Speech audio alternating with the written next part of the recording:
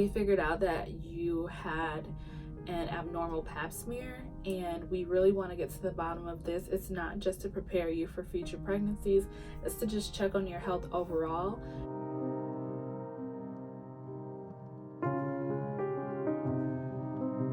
They did believe that I had an incompetent cervix, but this time, and it being so spontaneous again at around the same time, made them feel like that was the correct diagnosis for me.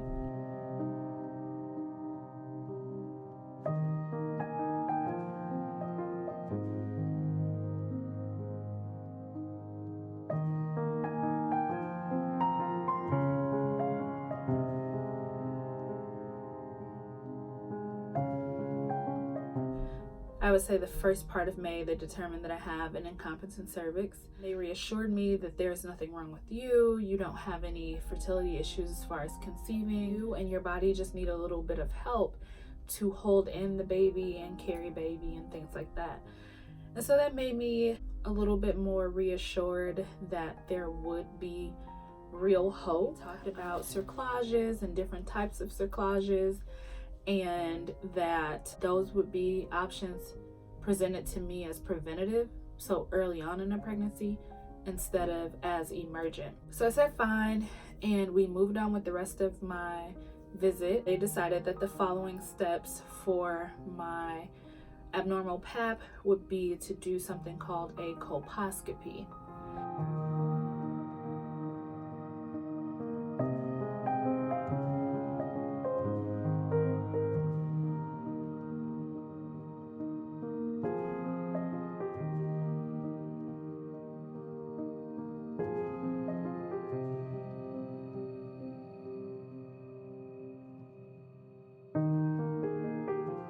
In my mind, I'm just like, I've gone through enough. My body has experienced enough. I'm really tired of you guys poking and prodding me and not having answers, but also like I need an answer that's solid. I scheduled the colposcopy for a week later, so at this point the second week of May, and they do the procedure, and it was in office. So they said the results would be back in a few days. About a week later, I got a call from my provider, and she seemed very hesitant to have the conversation with me, but nonetheless it was required. And she said that they had found a part of my cervix that had precancer cells. And I think that was like the second biggest shock for me, because all I hear is cancer, and I was terrified at that point. And so I asked more questions, and she explained a little bit more, and then she did say that I had the highest grade of precancer before it developed into actual cancer, and that they would need to perform surgery like almost as soon as possible. So I really didn't have time to wrap my mind around it. I did discuss it when I got home with my husband and my mom and a few family members, and decided that like I had no choice. I had to go through with the surgery, and I called the office within the next 2 days and asked them, so when would I need to be scheduled? And they looked at their surgery schedule, because of course I have to go through the clinics and be cleared and things like that. And I was scheduled for surgery May 31st. They tell me that it's called a LEAP, and that what it will do is take off the affected part of my cervix, which then led me to be very afraid that not only was this maybe the issue that was causing my preterm labor, but that what if I'm not able to have children or to hold in children at that point after, even with intervention.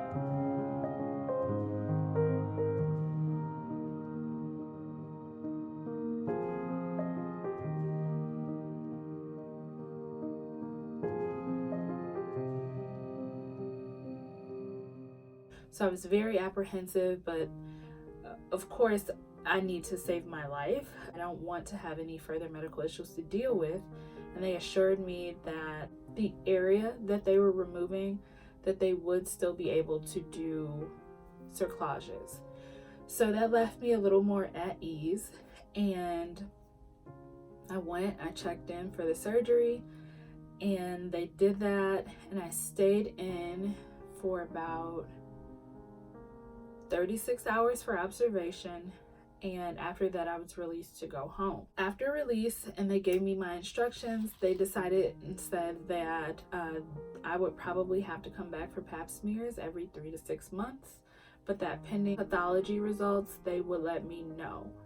So about 3 weeks later, they did call and decide that everything was good, everything checked out. That was the reason why they felt like my preterm labors had happened, that I do have an incompetent cervix, but that they did get everything, and that based on the pathology report, that I wouldn't need to come back for a follow-up pap smear for another year.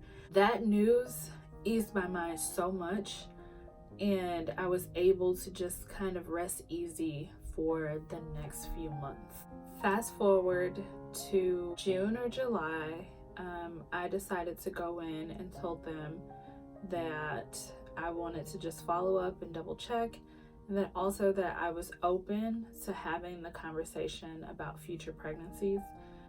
My mind was at ease, and it had been about 7 months since I had my son, and I felt like, of course, you know, my body will need rest, and I've experienced some things that most people do not in less than a year, but that I wanted to prepare my best for my future moving forward. It gave me all the follow-up information I needed. We put a plan in place on paper for my providers that I was very comfortable with, and we left it at that.